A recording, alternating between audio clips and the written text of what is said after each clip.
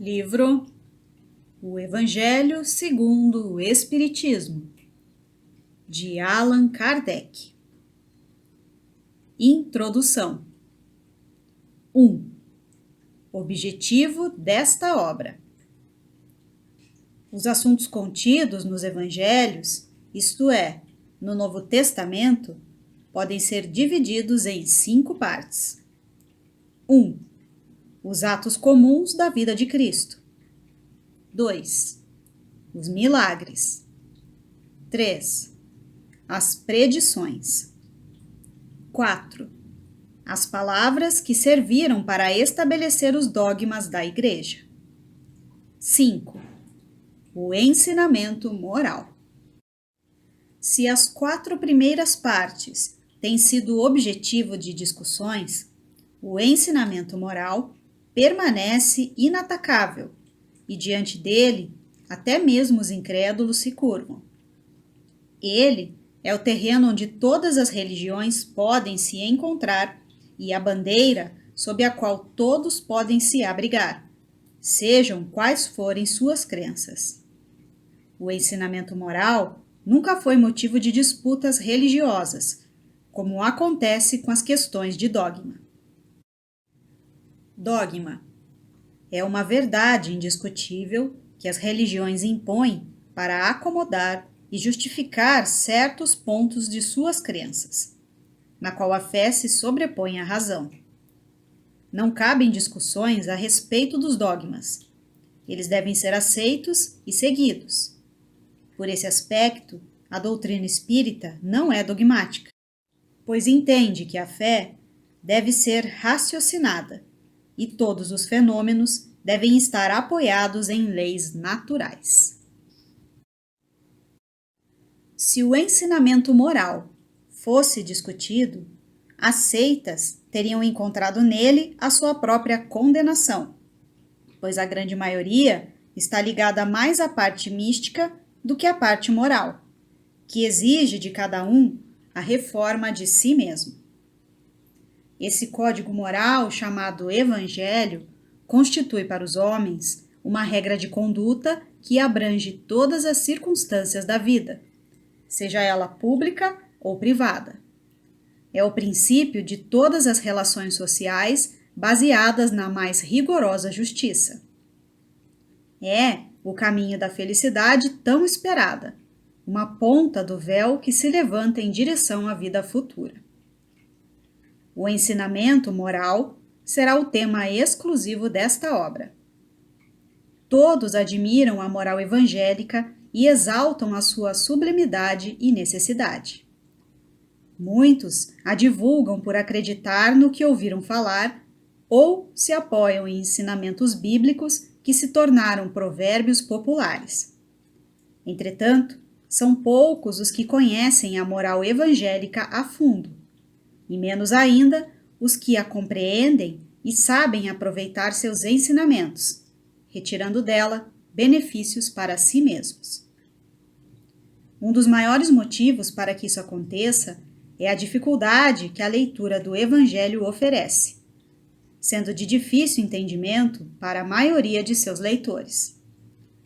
A forma figurada e o mistério intencional que a linguagem encerra fazem com que as pessoas leiam o Evangelho por desencargo de consciência, por dever, assim como leem as preces que não compreendem e, por isso, não retiram delas nenhum proveito. Os ensinamentos morais passam despercebidos, pois estão espalhados no texto, em meio a uma grande quantidade de narrativas. Fica impossível compreendê-los como um todo, razão pelo qual o Evangelho não é utilizado como livro de leitura e nem como tema de meditação. É bem verdade que muitos tratados de moral evangélica foram escritos, mas, ao serem adaptados ao estilo literário moderno, perderam a espontaneidade original que lhes conferia, ao mesmo tempo, o encanto e a autenticidade. O mesmo acontece com os ensinamentos morais, que foram retirados do Evangelho e reduzidos a simples provérbios. Hoje, eles não passam de ensinamentos que perderam uma parte de seu valor e de seu interesse, por não conterem mais as particularidades e as circunstâncias em que foram pronunciados. Para evitar esses inconvenientes, reunimos nesta obra os artigos que podem formar um código de moral universal, útil para todos e sem distinção de cultos. Nas citações, conservamos tudo o que era útil para o bom desenvolvimento das ideias, excluindo apenas aquilo que não fazia parte do assunto. Respeitamos cuidadosamente a tradução original de Sassi, assim como a divisão em versículos. Porém, não nos prendemos à ordem cronológica, sem real utilidade para este caso. Os ensinamentos foram agrupados e classificados de forma metódica, segundo a natureza de cada um, de modo que eles se completem tanto quanto possível. A ordem da numeração dos capítulos e dos versículos bíblicos foi mantida para consulta, se necessário. Esse foi apenas um trabalho material, que por si só teve apenas uma utilidade secundária. O mais importante foi colocá-lo ao alcance de todos, explicando as passagens de difícil entendimento e procurando adequá-las às diferentes situações da vida. Foi o que procuramos fazer com a ajuda dos bons espíritos que nos assistem. Muitas passagens do Evangelho, da Bíblia e dos autores sagrados em geral não são entendidas. Muitas até parecem absurdas devido à falta de uma explicação que facilite a compreensão do seu verdadeiro sentido. Essa explicação encontra-se no Espiritismo, como já puderam constatar aqueles que estudaram seriamente a doutrina espírita e como irão constatar também aqueles que a estudarem mais tarde. O Espiritismo é encontrado por toda parte na antiguidade e em todas as épocas da humanidade.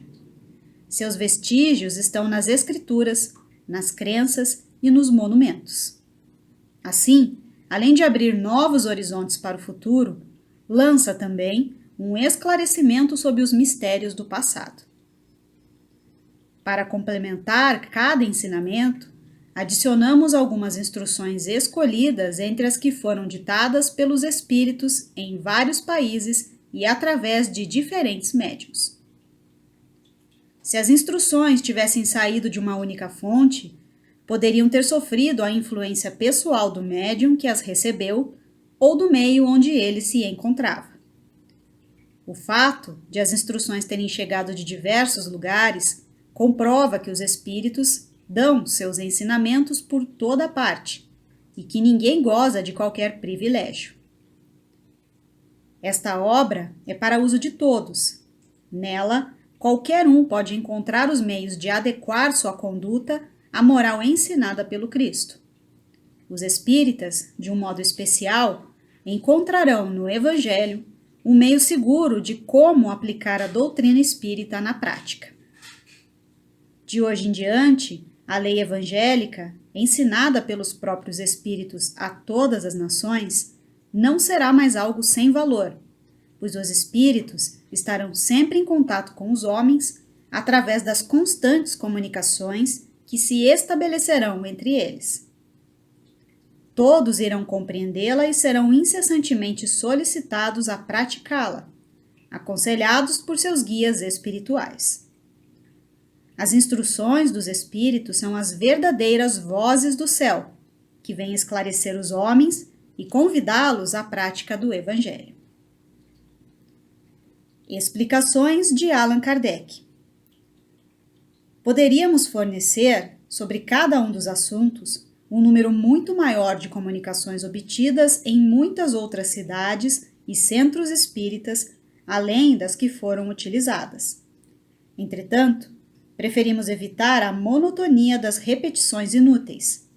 Por isso, escolhemos as comunicações de melhor conteúdo e as que mais se enquadram nesta obra, reservando, para publicações posteriores, as que foram preteridas. Quanto aos médiuns, evitamos nomeá-los, pois a maioria não quis se identificar. Sendo assim, não seria conveniente abrir exceções. Além do mais, seus nomes não teriam acrescentado nenhum valor à obra dos espíritos. A citação de seus nomes serviria apenas para a satisfação do amor próprio, no qual os médiuns verdadeiramente sérios não estão interessados. Eles compreendem que o seu papel foi puramente passivo e que o valor das comunicações em nada aumentaria seu mérito pessoal. Seria ingenuidade tirar vantagem de um trabalho de inteligência para o qual apenas prestaram um concurso mecânico.